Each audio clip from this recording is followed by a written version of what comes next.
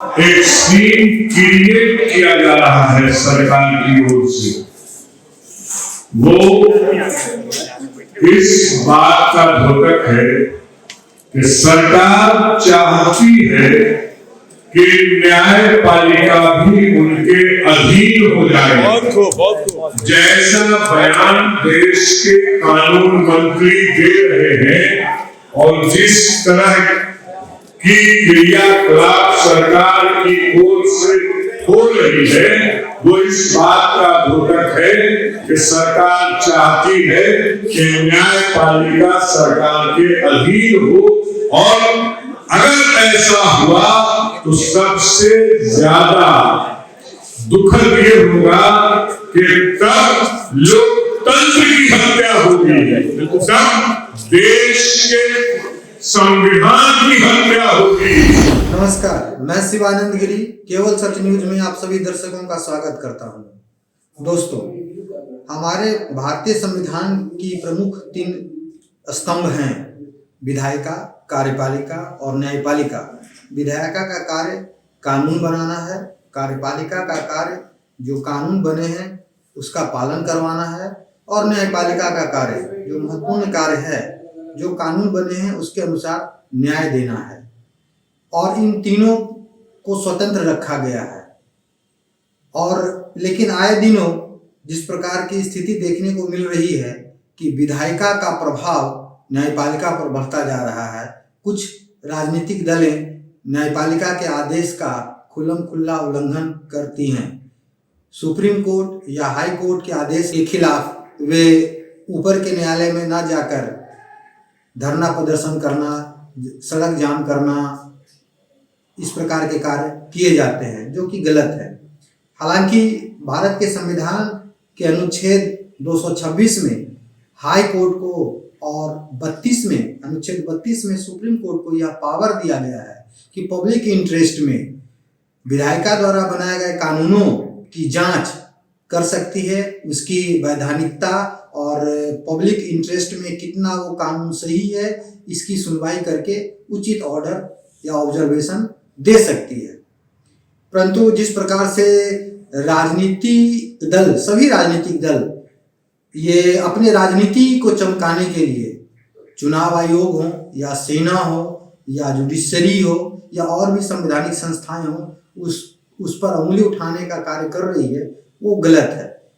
और अगर न्यायपालिका पर विश्वसनीयता लोगों की खत्म हो गई और सरकार के द्वारा या विधायिका के द्वारा या राजनीतिक प्रभाव में अगर जुडिशरी आ गई तो उसी वक्त हमारा प्रजातंत्र खतरे में पड़ जाएगा।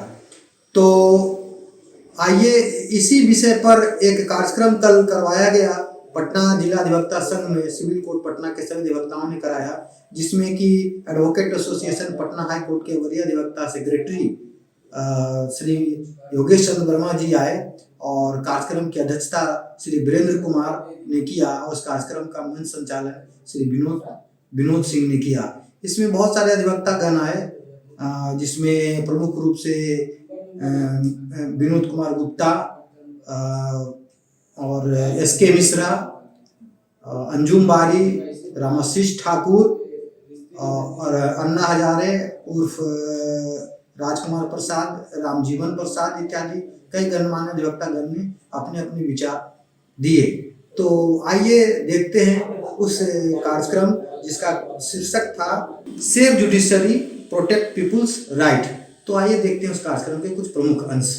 आज का विषय है save judiciary and protect people's right. सुनने में कुछ कंफ्यूजन होता है, इसलिए कई लोग कुछ इधर जुडिशरी का मतलब होता है कि जुडिशरी व्यवस्था सिस्टम, जो भी लोग से संबंधित है, वकील है, यानी इंचार्ज जुडिशल सिस्टम। आज क्यों ये महत्वपूर्ण हो गया है, सवाल ये है क्यों ये विषय को रखा पहले नहीं। जहाँ तक सवाल हम पहले से साफ कर दें कि जहाँ तक जुडिशरी का है, आंतरिक बहुत सी समस्याएं हैं, वकीलों की अपनी समस्याएं हैं। कोविड-19 के बाद और 70 साल के बाद वकीलों को बैठने का जगह नहीं है, एक अलग है। कई तरह की बातें उठाई गई, pension scheme, lawyer protection, murder होता है तो बॉयज का ये ऑपरेशन एक अलग मामला है, वह भी जुडिशरी से संबंधित है। लेकिन आज ये मामले का महत्व इसलिए है कि आज हमारे संविधान में जुडिशरी को एक इंडिपेंडेंट ऑर्गन समझा जाता है। तो आज लगता है कि पॉलिटिकल कॉन्सिडरेशन से स्वतंत्रता पर आघात ही नहीं हो रहा है।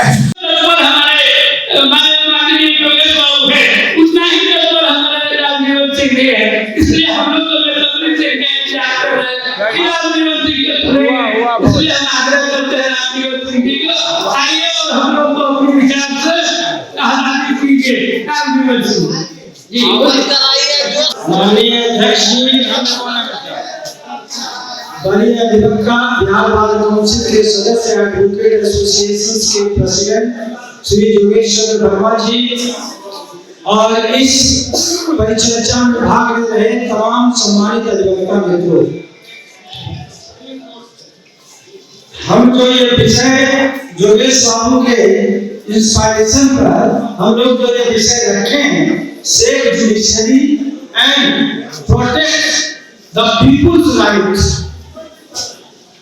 आज जो परिस्थिति बनी है, जो दिख रही है, जो हमारा संविधान कहता है, पीपुल्स का राइट भी प्रोटेक्ट नहीं हो रहा है। अभी कुछ लोग चर्चा कर रहे थे, लोग जेल में, उनका राइट जेल से बाहर आने का है, उसका प्रोटेक्शन नहीं हो रहा, ये कठिनाई हो रही है। इसके साथ साथ न्यायपालिका, कार्यपालिका और व्यवस्थापिका, ये तीनों अपना एक स्वतंत्र रूप से स्वतंत्र अंग हमारे संविधान के तहत इस डेमोक्रेटिक सिस्टम का है और इसे तीनों को स्वतंत्र रूप से अपने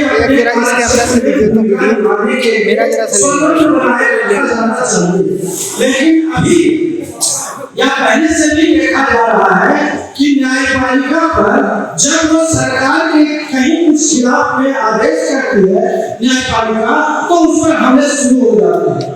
तो आज जो परिस्थिति आई है, जैसा हमारे माननीय केंद्रीय विधि मंत्री बोलते हैं और दूसरे लोग बोलते हैं, तो इस तरह से उनके जो वक्तव्य आते हैं ये बताते हैं कि वो न्यायपालिका को इस तरह से करके हम पर हमला करके अपनी मुट्ठी में लेना चाहते हैं।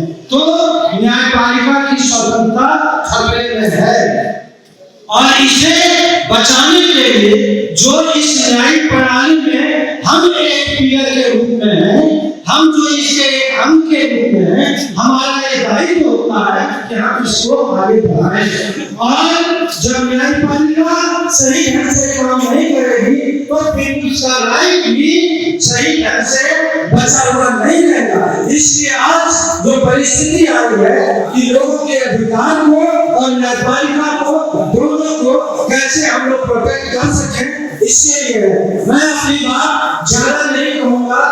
सम्मानित अध्यक्ष, साथियों, विषय गंभीर है और वर्तमान परिस्थिति में देश जो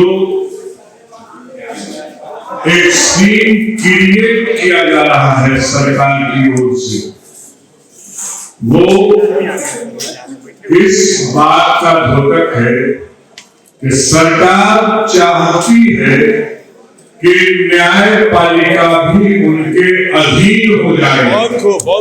जैसा बयान देश के कानून मंत्री दे रहे हैं और जिस तरह की क्रियाकलाप सरकार की ओर से हो रही है, वो इस बात का द्योतक है कि सरकार चाहती है कि न्यायपालिका सरकार के अधीन हो और अगर ऐसा हुआ तो सबसे ज्यादा दुखद ये होगा कि तब लोकतंत्र की हत्या होगी, तब देश के संविधान की हत्या होगी। सवाल जुडिशियरी को बचाने का नहीं है, सवाल इस देश को बचाने का भी है।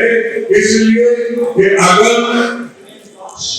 न्यायपालिका पर सरकार ने कब्जा किया, तब चाहे सरकार जब भी जिसकी भी हो, सरकार बेलगाम हो जाएगी और ऐसी परिस्थिति में देश का नुकसान हो। हमारे मुख्य अतिथि बड़े विवक्ता एवं धर्मों के अभिभावक दुर्गेश्वर वर्मा जी, हमारे बड़े भाई पूर्व सांसद रामजी बाबू एवं मित्र, विषय काफी ज्वलन एवं जरूरत के हिसाब से रखा गया है। ये विषय काफी जरूरत के हिसाब से चर्चा की है और योगेश बाबू के प्रयास से यह विषय पर चर्चा के लिए रखा गया था। एक मात्र परिचर्चा एक डिस्कशन है जो हुआ, काफी लोग आए अपना विचार रखे। मित्रों, संविधान आजादी के बाद संविधान निर्माताओं ने संविधान बनाने में शासन चलाने के लिए लोकतंत्र की व्यवस्था लागू किया एवं व्यवस्था के लिए 3 पक्ष विधायिका, कार्यपालिका और न्यायपालिका का गठन किया। विधायिका का काम जरूरत के अनुसार कानून बनाएगा, कार्यपालिका उसके अनुसार व्यवस्था को चलाएगा, उसको पालन कराएगा और न्यायपालिका का काम यह है कि न्याय सही ढंग से कानून लागू हो, किसी के साथ अन्याय नहीं हो, किसी को अनुचित नहीं हो, न्याय लोगों को न्याय मिले। जिस उद्देश्य से सभी हमारे विद्वान है, किसी से कोई कम सारे बात तो लोगों ने कही नहीं दिया है। जिस उद्देश्य से ये बनाया गया था, इस व्यवस्था को बनाया गया था, आज उसमें काफी गिरावट हुई है। गिरावट हर क्षेत्र में है, लेकिन न्यायपालिका के क्षेत्र में गिरावट होना बहुत चिंता का विषय है, क्योंकि अंतिम रक्षक संविधान का रक्षक, देश का रक्षक, जनता का रक्षक न्यायपालिका से ही हो पाता है। किसी के साथ अन्याय होगा, किसी के साथ गलती होगी, कोई ह्यूमन राइट का उल्लंघन होगा तो न्यायालय नहीं जाएगा, चाहे लोक कोर्ट में जाए, हाई कोर्ट में जाए, सुप्रीम कोर्ट में जाए। दूसरा ये बात है कि न्यायपालिका की जो गरिमा थी आज काफी गिरावट हुआ है। इसमें कहीं कोई विषय नहीं, हम लोग महसूस कर रहे हैं, लेकिन केवल सरकार दोषी है इसको बात नहीं है। आज सुप्रीम कोर्ट में चीफ जस्टिस रिटायरमेंट के बाद राज्यसभा विधानसभा का सदस्य बनना चाहते हैं, इन्हीं गरिमा की नहीं बन रहा है और राष्ट्र और अपने पद के लिए मसला का है तो ये न्याय व्यवस्था में गिरावट होगी, स्वतंत्र नहीं रहेंगे। कई बार तो आप देख रहे हैं कि हाई कोर्ट के चीफ जस्टिस, सुप्रीम कोर्ट के चीफ जस्टिस पार्लियामेंट का विधानसभा के मेंबर बनना चाहते हैं। इसकी बड़ी बात है, ये सुपर की बात है, वे लोग अपनी रक्षा खुद नहीं कर पा रहे हैं। सरकारी हस्तक्षेप आज हम लोग चर्चा की, सरकार का हस्तक्षेप काफी कम कर रहा है। इन लोगों को नया विरोध है, इन लोगों को जानने का मतलब चाहिए। इन लोग अगर कोई लोग नहीं है तो सरकार न्यायपालिका के पास इतना अपने आप में अधिकार है संविधान के तहत जो अपनी रक्षा खुद कर सकता है और अपनी गरिमा को बनाए रख सकता है। Save judiciary and protect the people's rights. तो सेव जुडिशरी बहुत सारी बातें आई सेव जुडिशरी में कि अधिवक्ता अलग है और जुडिशरी अलग है। तो मेरा मानना है कि जुडिशरी का एक सिक्का का 2 पहलू है, एक तरफ जज और दूसरे तरफ वकील। तो जुडिशरी में वकील और न्यायिक प्राधिकारी दोनों आते हैं और तीसरे में जो है जनता है। तो इन तीनों को कैसे बचाना है, तो बचाने के लिए सबसे पहले जुडिशरी का जो आधार लग रहे हैं कि लोग न्याय नहीं कर रहे हैं, सिर्फ रूटीन वर्क कर रहे हैं। कोई आज ये छोटा सा मुकदमा 20 साल तक खींचा जाता है तो जुडिशरी काम नहीं कर रहा है, तो हमको उस पर दबाव बनाना जरूरी है। आज न्यायालय में 20 जज होना चाहिए तो 5 जज है, तो इसकी भरपाई कैसे हो, इस बात के लिए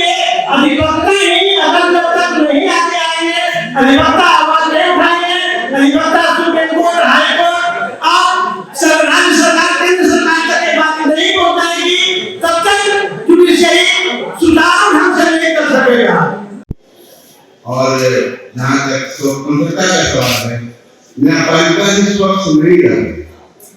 अभी यहाँ से लेकर के उच्च न्यायालय तक की बात हम जानते हैं, ऊपर की बात से मुझे ज्ञान नहीं है। उच्च न्यायालय में भी जितनी साफ और सुथरी बात कही जा रही है उतना न्यायपालिका सुथरी रह नहीं गई। हम लोग जानते हैं कि एक उच्च न्यायालय में उच्च न्यायाधीश जो है बैठे हुए हैं, क्या हालात हाईकोर्ट में बना रखी है किसी से सीक्रेट नहीं है। एक बेल एप्लीकेशन 7 महीने तक लंबी पड़ी रहती है और उस पर कोई सुनवाई नहीं होती है, जबकि उसी के बिंदु के तहत ट्रायल हो जाता है, डिस्पोजल हो जाता है और बेल लंबी रहता है और कुछ भी नहीं कर पाते। उसी तरह से सिविल एप्लीकेशन 13 का मेरा मिसलेनियस लंबित है हाईकोर्ट में, लेकिन अगर उसकी एडमिशन नहीं हुई है क्लाइंट मात्र को सर्टिफिकेट मिलता है। और इस बिंदु को हम लोग क्या कहेगा कि नागरिक अधिकार में आता है और नहीं आता। जहाँ तक हमारे जिला सत्र न्यायाधीश का सवाल है जो हाईकोर्ट के द्वारा भेजे गए हैं, समझिए कि इनके हालात तो बद से बदतर है। कल की स्थिति है कि 2007 के केस में हमारे सबसे सम्मानित और सीनियर जज का जिनको कहते हैं क्या नाम उनका बोलते हैं 307 के केस में मामूली से क्वालिफाई कर दिया कि फाइल हो गया, किसी को लगा नहीं, महिला थी। हमारे जिला जज साहब ने कहा कि नहीं मैं इनको नहीं दे सकता हूँ क्योंकि इन पर फाइलिंग हुई, भले लगे या नहीं लगे। जो लगता है नेपाल का कानून है, नेपाल माना जाता था कि यदि किसी को गोली लग गई और केरला में भी मार दिया तो उन्होंने गोली को चलाया।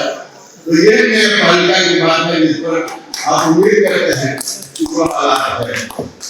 कल मेरा एक केस का गंभीर